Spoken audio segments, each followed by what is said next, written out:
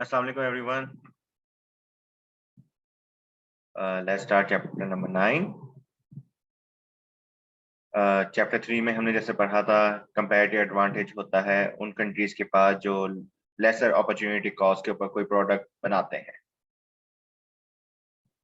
और ट्रेड से तब गेन करता है वो जब उस प्रोडक्ट के ऊपर वो एक्सपोर्ट करे जिसके अंदर उसके पास कंपैरेटिव एडवांटेज है। अब इसके फर्दर एप्लीकेशन हम इस चैप्टर में देखते हैं कि कैसे गेन हो रहा है किसी को एंड इसका फायदा किसको हो रहा है। PW जो है वो है वर्ल्ड प्राइस, मतलब वर्ल्ड मार्केट के अंदर जो उस प्रोडक्ट का प्राइस चल रहा है, मतलब वर्ल्ड मार्केट में जिस प्राइस के ऊपर प्रोडक्ट एक्सचेंज हो रहा है उसको PW कहते हैं। PD क्या है? Domestic price without trade. Domestic price without trade मतलब ट्रेडिंग नहीं हो रही, आप सिर्फ अपने कंट्री में प्रोडक्ट बना के अपने कंट्री में बेच रहे हो तो वो PD के जरिए आप बेच रहे होगे, उसका PW से कोई इन्फ्लुएंस नहीं होगा, ना ही आपका प्राइस PD PW को इन्फ्लुएंस करेगा। अगर PD कम है PW से तब आप मतलब सस्ता प्रोडक्ट बना रहे हो एज कम्पेयर टू वर्ल्ड, तो प्राइस भी आपने कम रखे हुए जिसकी वजह से आप एक्सपोर्ट करने में आपको ज्यादा फायदा है। आप कंपैरेटिव एडवांटेज उस प्रोडक्ट के अंदर है वर्ल्ड की निस्बत, तो आप एक्सपोर्ट करोगे उस प्रोडक्ट को। और ये फ्री ट्रेड का भी कॉन्सेप्ट याद रखें आप लोग, फ्री ट्रेड होगी तभी आप एक्सपोर्ट करोगे प्रोडक्ट को। फ्री ट्रेड के अंदर क्या होता है, आप टैरिफ भी नहीं होते, ना ही उसके अंदर इंपोर्ट कोटा होता है, ये इस चैप्टर में हम आगे जाके पढ़ेंगे। जब PD ज्यादा हो मतलब डोमेस्टिक प्राइस ज्यादा हो as compare to world price, तो उस सिचुएशन में क्या है, हमारे प्रोडक्ट महंगे बन रहे हैं, मतलब हमारे पास कंपैरेटिव एडवांटेज नहीं है एज कम्पेयर टू वर्ल्ड, तो हम लोग उस सिचुएशन में इंपोर्ट करेंगे गुड्स। अब स्मॉल इकोनॉमी की एक अजम्पशन हम कर रहे हैं चैप्टर के अंदर कि स्मॉल इकोनॉमी प्राइस टेकर होती है, मतलब कि वो वर्ल्ड प्राइस को इन्फ्लुएंस ही नहीं कर सकते क्योंकि उनके पास इतने सारे रिसोर्सेज नहीं होते कि वो वर्ल्ड प्राइस के ना चेंजेस लेकर आ सकें, या उनके पास इतने सारे टारगेट कस्टमर्स नहीं होते कि उनकी वजह से वो प्राइस के ना चेंजेस लेकर आए, उनसे इतने खरीद नहीं रहे होते लोग कि वो प्राइस को सेट कर सकें। लेकिन ये क्योंकि अजम्पशन थी तो असल में इन रियलिटी ऐसी सिचुएशन नहीं होती, लेकिन हम इस चैप्टर की अंडरस्टैंडिंग के लिए अज्यूम करें रियलिटी के अंदर छोटे छोटे कंट्रीज भी काफी सारी चेंजेस लेकर आ सकते हैं अगर उनके पास इतना ज्यादा कंपैरेटिव एडवांटेज हो। अगर कंपैरेटिव एडवांटेज हो लेकिन इतनी ज्यादा हाई लेवल का ना हो, उस सिचुएशन में आप इन्फ्लुएंस नहीं करते। लेकिन जैसे चलो मैं एग्जांपल देता हूँ, पाकिस्तान के पास स्पोर्ट्स आइटम के अंदर कंपैरेटिव एडवांटेज है, तो पाकिस्तान स्पोर्ट्स इक्विपमेंट से वर्ल्ड प्राइस को इन्फ्लुएंस कर सकता है। हाल दो पाकिस्तान स्मॉल इकोनॉमी है, लेकिन वो फिर भी प्राइस को इन्फ्लुएंस कर सकता है वर्ल्ड के। लेकिन हमें इस चैप्टर की हद तक ये अज्यूम करना है कि स्मॉल इकोनॉमी बड़ी इकोनॉमी को इन्फ्लुएंस ही नहीं करेगी। जब भी स्मॉल इकोनॉमी इंगेज करेगी फ्री ट्रेड के अंदर, PW is the only relevant price. कोई भी सेलर PW से ज्यादा एक्सेप्ट नहीं करेगा क्योंकि उसको पता है कि वो प्रोडक्ट उस वही प्रोडक्ट वर्ल्ड प्राइस के ऊपर बेच सकता है बाहर के मुल्क के अंदर। कोई भी बायर वर्ल्ड प्राइस से ज्यादा पे नहीं करेगा, वो कहेगा कि मैक्सिमम इतना ही पे करूंगा मैं, अगर कहीं और से इससे महंगा मिल रहा होगा तो मैं वर्ल्ड प्राइस में जाके आराम से प्रोडक्ट खरीद लूंगा।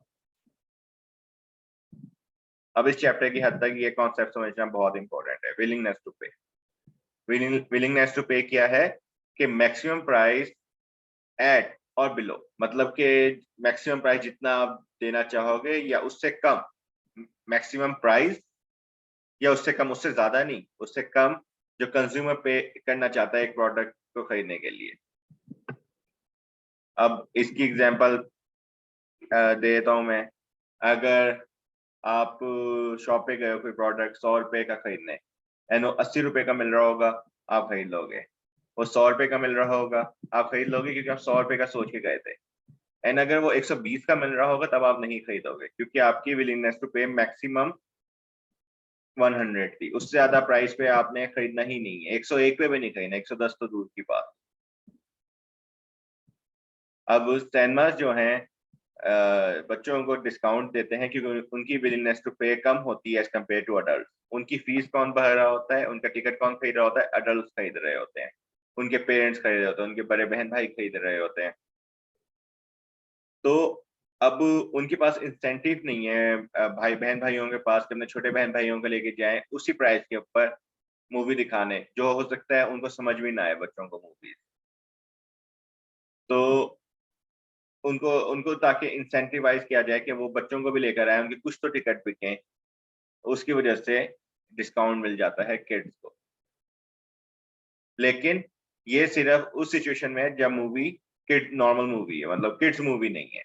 अगर कोई किड्स मूवी है जैसे एनिमेटेड फ्रोजन मूवी है तो उस सिचुएशन में रिवर्स हो जाएगा रोल।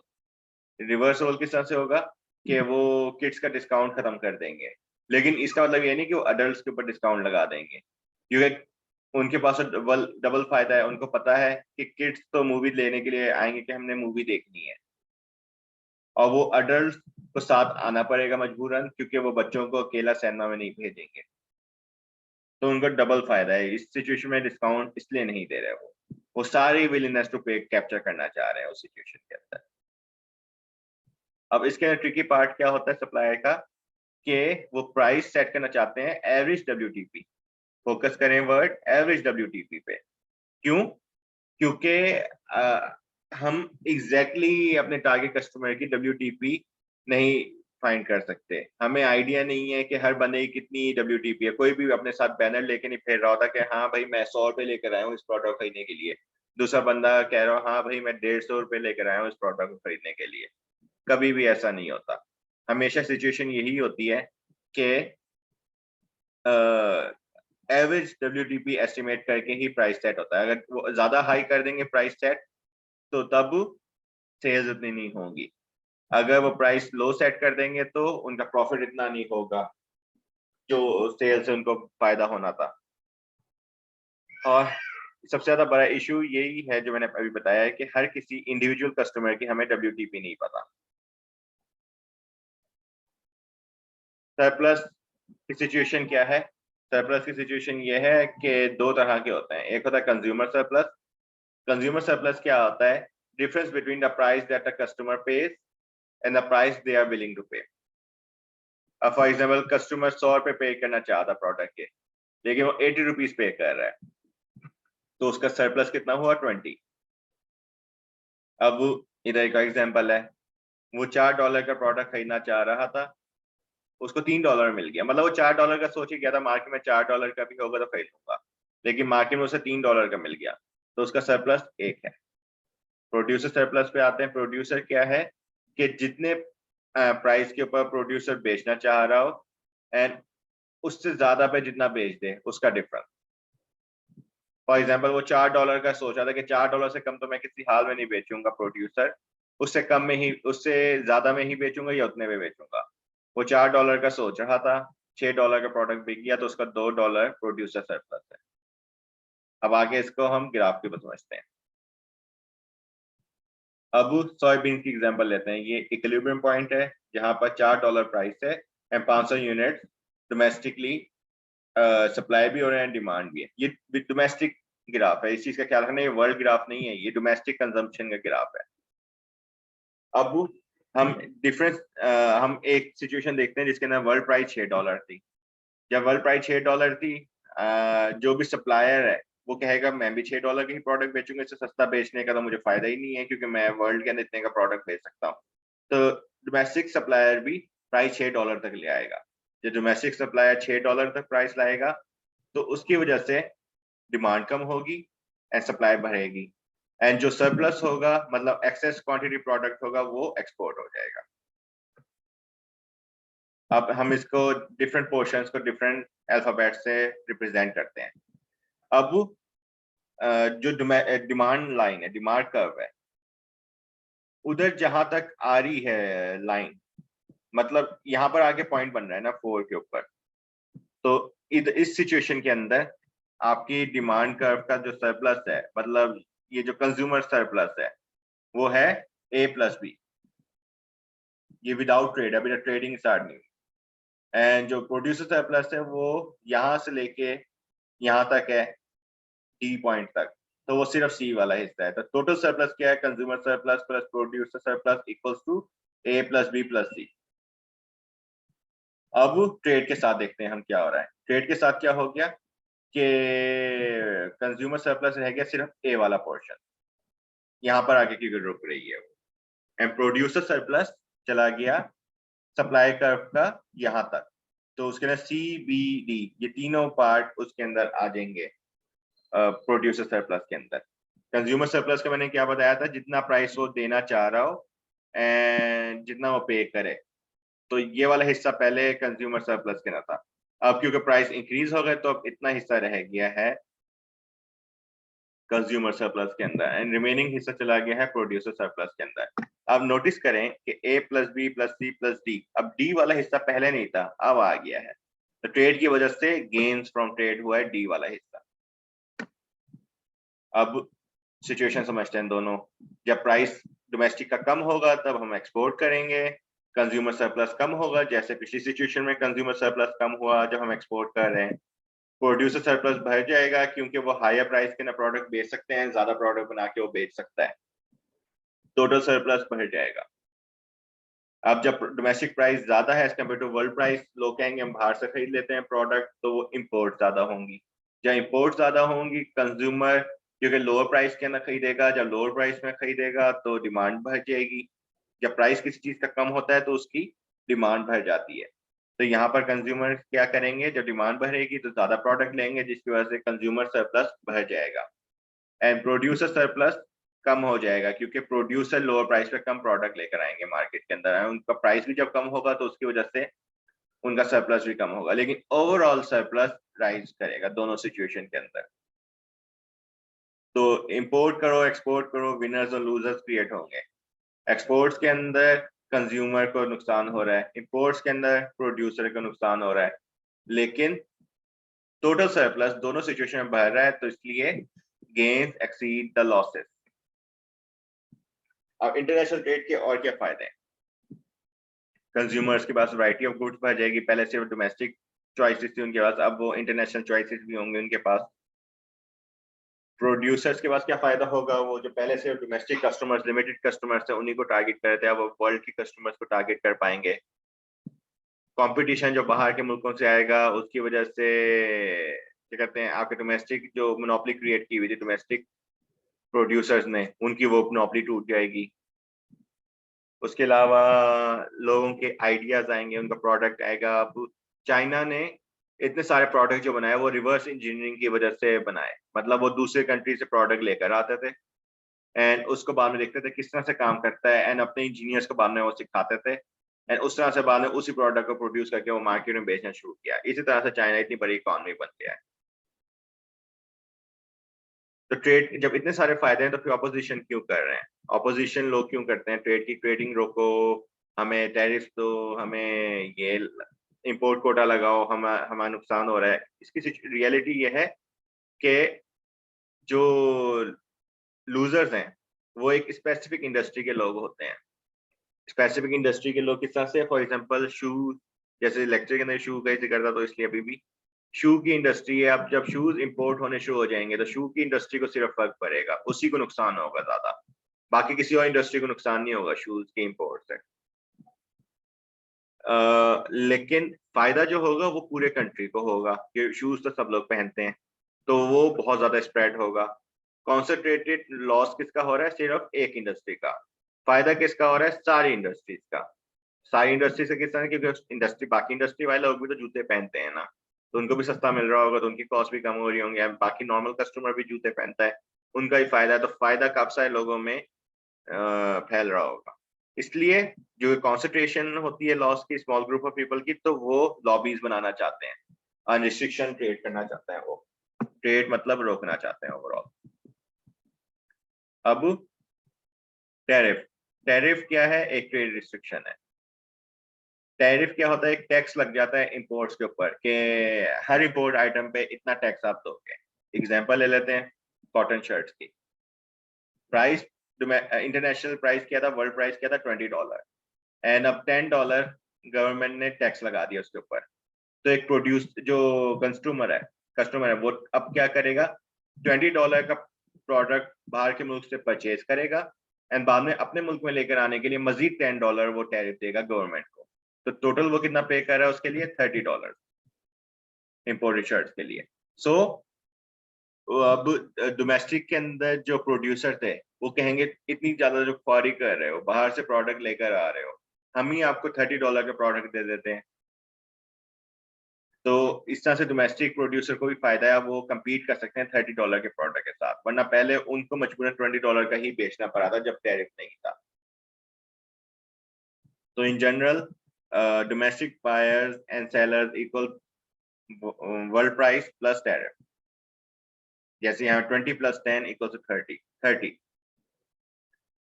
कॉटन शर्ट्स की एग्जांपल लेते हैं, जब ट्रेड नहीं हो रही थी तब वर्ल्ड प्राइस 20 था,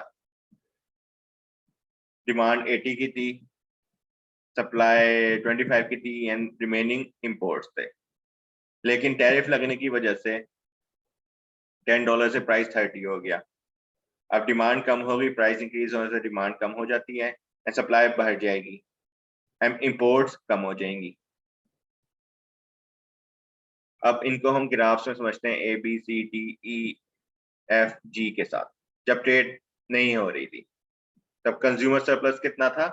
कंज्यूमर सरप्लस यहाँ से लेके पूरी डिमांड तक यहाँ तक था, मतलब ये इतना बड़ा portion A B C D E F ये सारा का सारा कंज्यूमर सरप्लस था। एंड प्रोड्यूसर सरप्लस कितना था? सिर्फ इधर से लेके ये G वाले पॉइंट तक, ये आपका प्रोड्यूसर सरप्लस था। तो टोटल सरप्लस आपका तब कितना था? A B C D E F G था। लेकिन जब टैरिफ लग गए, जैसे ही टैरिफ लगा प्राइसेस इंक्रीज हो गए, प्राइसेस इंक्रीज हुए तो उससे आपकी डिमांड कम हो गई, डिमांड यहाँ से यहाँ तक चली गई, तो मतलब डिमांड का सिर्फ इतना हिस्सा रह गया। तो A + B आपकी डिमांड का हिस्सा रह गया, तो इसलिए कंज्यूमर सरप्लस आपका A + B है। एंड प्रोड्यूसर सरप्लस ये G से उठ के यहाँ तक आ गया, C वाला हिस्सा भी आया, तो G + C = producer surplus. And जो गवर्नमेंट रेवेन्यू ले रही है इंपोर्ट्स की वजह से, हर इंपोर्ट के ऊपर $10 प्रॉफिट ले रही है, मतलब ये 30 की जो इंपोर्ट्स है इस पे $10 प्रॉफिट लेकर $300 का प्रॉफिट गवर्नमेंट ले रही है। तो वो ई से रिप्रेजेंट हो रहा है रेवेन्यू। पहले कोई गवर्नमेंट के पास रेवेन्यू नहीं जाता, अब जा रहा है, तो इसलिए हम इसको भी अपने सरप्लस के अंदर ऐड कर रहे हैं। A + B + C + E + G, ये हमारा हो गया टोटल सरप्लस। अब डेडवेट लॉस, डेडवेट लॉस को हम किस तरह से डिफाइन करेंगे कि दो तरह के डेडवेट लॉस, ये अब हमारे सरप्लस का हिस्सा नहीं रहे, वो डेडवेट लॉस है। अब डी वाला किस लिए है? क्योंकि डोमेस्टिक प्रोड्यूसर अब ज्यादा प्रोड्यूस कर पा रहे हैं प्रोडक्ट एज कम्पेयर टू पहले के। जब ज्यादा प्रोड्यूस करेंगे वो प्रोडक्ट, 15 प्रोडक्ट्स का इंक्रीज आया, पहले 25 कर थे, अब 40 कर रहे हैं। जब ज्यादा प्रोडक्ट वो प्रोड्यूस करने लग गए हैं तो इतनी इंपोर्ट ही करने की जरूरत नहीं पड़ रही। जब इंपोर्ट करने की जरूरत नहीं पड़ रही तो डेडवेट लॉस आ रहा है। 15 शर्ट्स अब हम कम इंपोर्ट करेंगे क्योंकि हमारी कंट्री ऑलरेडी ज्यादा बनाने लग गया है। एंड एफ वाला इसलिए आ रहा है डेडवेट लॉस क्योंकि हम उतनी यूनिट्स कम इंपोर्ट करेंगे, क्योंकि उतने यूनिट से डिमांड भी कम हो गई है। पहले 80 की डिमांड थी, अब 70 की डिमांड रह गई है। तो ये 10 का जो मजीद डिफरेंस आया है ये अंडर कंजम्पशन ऑफ शर्ट की वजह से, क्योंकि हमें मजीद 10 यूनिट्स अब कम इंपोर्ट करने पड़ेंगे, इसलिए डी और एफ जो है डेडवेट लॉसेज है। अब दूसरा तरीका क्या है रिस्ट्रिक्ट करने का ट्रेड को? इंपोर्ट कोटा के जरिए। अब इंपोर्ट कोटा क्या है? Quantitative limit on imports of a good. अब वो लिमिट कर दे, एक कंट्री लिमिट कर दे कि पहले 200 यूनिट्स आए थे, 400 यूनिट्स आए थे एक प्रोडक्ट के, अब वो क्या, नहीं जी 100 से ज्यादा इंपोर्ट ही नहीं करने हमने इसके यूनिट। तो अब इसका क्या फायदा होगा? डोमेस्टिक वालों के पास कम कंपटीशन रह जाएगा कि वो कहेंगे सिर्फ 100 वाले ही इंपोर्ट कर सकते हैं ना, बाकी तो हमसे ही खरीदने हैं। प्राइस हम लोग अपनी मर्जी का सेट कर सकते हैं, एम्बायर्स को नुकसान होगा उससे, उनको, क्योंकि जो पहले वो ज्यादा सारे प्रोडक्ट खरीद पाए थे अब नहीं खरीद पाएंगे। गवर्नमेंट भी चाहे इस सिचुएशन के अंदर क्या कहते हैं फायदा उठा सकती है, अर्निंग कर सकती है। अर्निंग किस तरह से कर सकती है गवर्नमेंट? लाइसेंसिंग करके। लाइसेंसिंग क्या होती है कि वो क्या है, जिसके पास लाइसेंस है सिर्फ वो ही हमारे प्रोडक्ट कंट्री में लेकर आ सकता है, उसके अलावा नहीं। लाइसेंस की फीस चार्ज करे तो उससे वो रेवेन्यू जनरेट करेंगे। अब इसकी काफी सारी बिडिंग के जरिए भी होते हैं कि जो कंट्री बिडिंग हाई कर देता है वही उसी से प्रोडक्ट इंपोर्ट हो रहे होते हैं। मैं दोबारा गवर्नमेंट की अर्निंग की बात बता दूं। गवर्नमेंट किस तरह से अर्निंग कर रहा है कि वो अब लाइसेंस कर पा रहा है प्रोडक्ट को। लाइसेंस से मुराद वो एक कंट्री को लाइसेंस देगा कि सिर्फ यही कंट्री हमें प्रोडक्ट बेच सकता है और कोई और कंट्री नहीं बेचेगा, हम सिर्फ इनसे ही इंपोर्ट करेंगे, या ये 3-4 कंट्रीज की लिस्ट है, सिर्फ इनसे ही इंपोर्ट करेंगे एंड इतने यूनिट्स ज्यादा इंपोर्ट नहीं करेंगे। तो वो और गवर्नमेंट क्या कहते हैं उस लाइसेंस के बदले फीस लेगा एंड अपनी अर्निंग करेगा। गवर्नमेंट चाहे ज्यादा रिस्ट्रिक्ट करना चाह रही है ट्रेड, तो वो इंपोर्ट कोटा भी लगा दे और टैरिफ दोनों साथ साथ लगा दे। अब आर्ग्यूमेंट रिस्ट्रिक्टिंग ट्रेड क्या है? पहली है जॉब्स आर्ग्यूमेंट के लोगों की जॉब चली जाएंगी, हमारी इंडस्ट्रीज बंद हो जाएंगी जब इंटरनेशनल लोग अपना प्रोडक्ट आराम से बेच पाएंगे, हम तो फैक्ट्रियां बंद होंगी तो लोग अनएम्प्लॉयड हो जाएंगे। लेकिन इकोनॉमिस्ट ने कहा हम देखते हैं भाई, आप इतना कह रहे हो तो हम रिसर्च करते हैं इसके बारे में। जब डेटा देखा गया तो हैरानकुन तौर पे अनएम्प्लॉयमेंट इंक्रीज ही नहीं हो रही थी, even with increase in import. उसका रीजन ये था कि जो लोग ऐसी इंडस्ट्री में काम कर रहे थे जिसमें हमें कंपैरेटिव एडवांटेज नहीं है, वो ही लोग अब किसी और इंडस्ट्री में जाके काम कर पाएंगे ट्रेडिंग की वजह से। क्योंकि हर कंट्री को किसी ना किसी चीज में कंपैरेटिव एडवांटेज होता है, उनकी कहीं ना कहीं आप चैप्टर 2 को रिवाइज करें और चैप्टर 3 को रिवाइज करें, उसके अंदर यही सिचुएशन थी कि जापान के पास एब्सोल्यूट एडवांटेज एक भी चीज में नहीं थी, लेकिन स्टिल उनको कंपैरेटिव एडवांटेज था एक प्रोडक्ट के अंदर, जिसकी वजह से वो यूएसए के साथ ट्रेडिंग कर पा रहे थे। तो जिस प्रोडक्ट में आपको क्या कहते हैं कंपैरेटिव एडवांटेज है, आप उस प्रोडक्ट की इंडस्ट्री में लोग हायर होने शुरू हो जाते हैं क्योंकि उनकी डिमांड बढ़ जाती है। तो इसलिए अनएम्प्लॉयमेंट क्रिएट ही नहीं होती, एक इंडस्ट्री के लोग दूसरी इंडस्ट्री में जाके लेबर काम करने लग जाती है। इवन मैनेजर्स की तो जरूरत रहती है, एक कंपनी के मैनेजर वो दूसरी जब होंगे तो उधर उधर हायर हो जाएंगे वो। अब नेशनल सिक्योरिटी आर्ग्यूमेंट के वो कहते हैं कि ऐसे प्रोडक्ट जो कि नेशनल सिक्योरिटी के लिए अहम है वो डोमेस्टिकली प्रोड्यूस हो, इंटरनेशनल के आप रिलाई ना करो इंटरनेशनल मार्केट के ऊपर उन प्रोडक्ट्स के लिए। जैसे वेपन्स है, अब पाकिस्तान फॉर एग्जांपल चाइना के ऊपर रिलाई कर रहा है वेपन्स के लिए। अब पाकिस्तान की किसी ऐसी कंट्री से जंग छिड़ गई जो चाइना कहलाई है, तो चाइना हो सकता है वेपन्स देने से मना कर दे, तो हम क्या करेंगे? लड़ेंगे नहीं उनसे।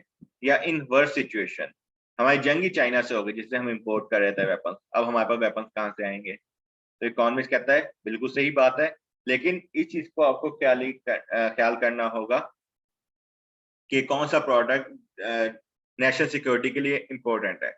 अब कोई काफी सारी कंपनी एग्जैजरेट करने लग जाते हैं कि हमारा प्रोडक्ट भी नेशनल सिक्योरिटी के लिए इम्पोर्टेंट है। जैसे शूज की फैक्ट्री, वो शूज की इंडस्ट्री शोर मचा दे कि भाई अगर जंग छिड़ गई या हमारे ताल्लुकात खराब हो गए तो क्या सब लोग नंगे पैर फिरेंगे?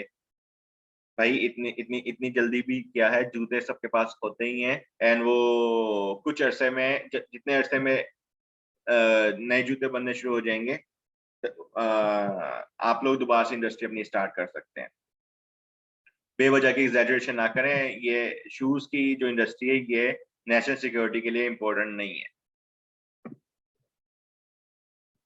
Infant industry argument, infant industry कौन सी होती है? जो कि नई नई इंडस्ट्री बनी है हमारी कंट्री के अंदर, डोमेस्टिक कंट्री के अंदर, एंड वो सरवाइव करने के लिए मेहनत कर रही है एंड अभी तक उसकी नई नई एंट्री हुई है मार्केट के अंदर। तो वो कह रही है कि इंटरनेशनल ट्रेड से हमें टेम्पररी प्रोटेक्शन है, मतलब टेम्पररी 5 साल 10 साल हमें प्रोटेक्ट कर लें, उसके बाद आप चाहे इंटरनेशनल ट्रेड खोल देना इस प्रोडक्ट की, हम लोग कम्पीट कर लेंगे। इकोनॉमिस्ट क्या रिस्पॉन्ड करते हैं इस बात पे? वो कहते हैं हमें पहली बात तो यह है कि हमें यकीन नहीं है कि आपका प्रोडक्ट सक्सेसफुल होगा, यानी क्योंकि हमारे पास कोई प्रूफ नहीं है कि आपकी इंडस्ट्री सक्सेसफुल होगी। एंड अगर आप हमें इतना ही ज्यादा कन्विंस कर रहे हो कि आपकी फ्यूचर में जाके सक्सेसफुल हो जाएगी इंडस्ट्री, तो शुरू में आप लोग थोड़े से लॉसेस बर्दाश्त कर लो। जरूरी है कि आपने शुरू से ही प्रॉफिट करना है, जो आपको इतना यकीन है लॉन्ग टर्म में प्रॉफिटेबल होगी, तो शुरू में लॉसेस बर्दाश्त करने को भी आप रेडी हो जाओ।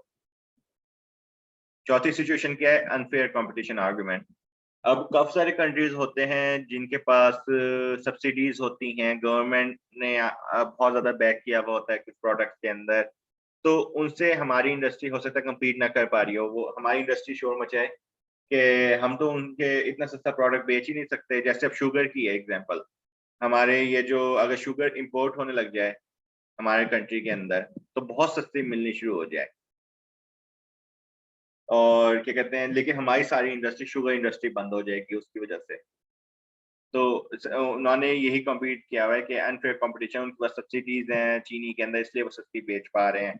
लेकिन इकॉनमी कह रही है कि एक इसका तो बहुत फायदा है। पहला फायदा ये है कि हमारे लोगों को सस्ते प्रोडक्ट मिल जाएंगे, दूसरा फायदा ये है कि हम लोग टैरिफ लगा के अर्निंग कर सकते हैं, और आप लोग जो लोगों का फायदा उठा रहे हो वो भी नहीं होगा उठा पाओगे। एंड जो ट्रेडिंग से हमने पहले भी फाइनल किया है कि ट्रेडिंग से सरप्लस में इजाफा होता है, मतलब गेन होता है ट्रेडिंग से, तो ट्रेडिंग का हमें फायदा ही होगा इन द लॉन्ग रन। तो इसलिए आप बेवजह का शोर ना करें, या आप compete करने को रेडी हो जाएं। नंबर 5 क्या है? Protection as bargaining chip argument. अब यूएसए बार्गेनिंग चिप, पहले बता दूं बार्गेनिंग चिप क्या है, कि आप एक चीज की लिमिट लगा दो कि भाई हमारे ये प्रोडक्ट अगर आप हमारी ये कहानी मानोगे तो हम भी आपका कहानी मानेंगे, आपने अगर हमारी बात नहीं मानी हम भी आपकी बात नहीं मानेंगे, मतलब एक चीज को लग बार्गेनिंग चिप, उसके उसके ऊपर आप बार्गेनिंग करनी शुरू कर दो। अब यूएसए किस तरह थ्रेट कर रहा है, यूएस कह रहा है कि मैं फ्रेंच वाइन नहीं खरीदूंगा जब तक फ्रांस अमेरिकन बीफ के ऊपर जो कोटा लगाया है वो खत्म नहीं कर देता। मैं आपकी फ्रेंच वाइन के ऊपर भी कोटा लगा दूंगा अगर आपने हमारे कोटा बीफ के ऊपर से नहीं हटाया। अब इसके क्या है, अगर फ्रांस ने मान गया तो ठीक है, फिर तो मजीद ही आगे दोनों की ट्रेडिंग अच्छी खासी हो जाएगी। लेकिन अगर फ्रांस ने इनकार कर दिया तब यूएसए के पास दो बुरे ऑप्शन ही सिर्फ रह जाएंगे, अच्छा ऑप्शन नहीं रहेगा। पहला बुरा ऑप्शन क्या है, वो फिर वाइन इंपोर्ट करना खत्म कर दे। जब इंपोर्ट करना खत्म कर देगा तो लोगों ने शोर मचाना है कि हमारी जो जरूरत थी, अनफॉर्चुनेटली उन वो तो अल्कोहलिक लोग होते हैं तो उनके लिए तो जिंदगी मौत का सवाल बन जाती है इस तरह के प्रोडक्ट। तो ओवरऑल यूएस की वेलफेयर कम होगी। लेकिन अगर यूएसए ने कहा चलो मैं लोगों की वेलफेयर का सोच लेता हूँ, ट्रेडिंग होने दो, तो उस सिचुएशन में यूएस अपनी क्रेडिबिलिटी खो देगा। इस तरह से वो कहेंगे ये तो खोखली धमकियां ही दे रहा है, असल में ये अपनी बात पे कायम नहीं रहता। And that's it from this chapter.